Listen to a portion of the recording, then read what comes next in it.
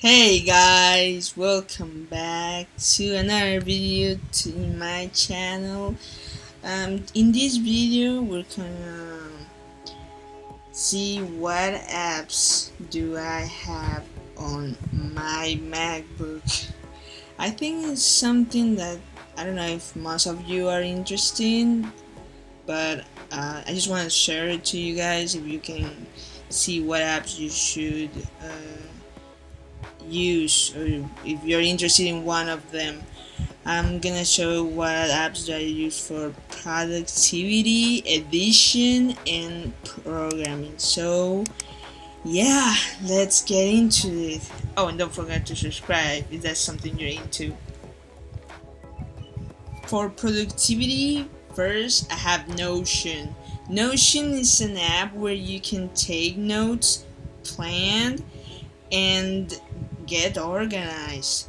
I use Notion to plan my videos, take note for the courses, and is where I set the task for the day. You can pair Notion with your phone, so you'll always have access to quick notes anytime. Notion is my primary app, so I quite use it often. Next, I have Todoist. Todoist is my secondary app for set my tasks. Here is where I set my tasks for the videos. In Todoist, you can set a specific time to complete your tasks.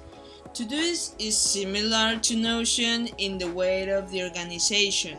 Although you can take notes with this app, you can personalize the app for optimizing your workflow. One thing I like about the app is the subtask. You have a lot of personalization inside the app by dividing your tasks into subtasks to specify a little more your task. Highly recommend Todoist for starting your productivity. For programming, I use IntelliJ for coding in Java language. So for starting programming, I open Chrome. Yes, I have Chrome as my default browser. Don't get me wrong, I love Safari, but most for iOS. For me, Chrome is where I install most of my apps and is where I feel more comfortable. Then I surf Udemy. Udemy is a website where you can find any kind of courses. Here's where I take the course for programming in Java. And as you can see, I have Terminal beside IntelliJ. I have it there because we've started to use Terminal for more flexibility in coding. Now, for editing, I have 5 programs, 3 for video and 2 for photos. First, I have Adobe After Effects. I haven't been using this program as much, but I'm planning to do it in the future. Then, I have Final Cut Pro X. Final Cut Pro is the program I use to edit my videos. I've been using this program for a year now, and I don't see changing it for Premiere anytime soon. Don't get me wrong, I was Premiere user before, but when I first got my MacBook was when I found out about the existence of Final Cut Pro, and I'm pleased with this editing program.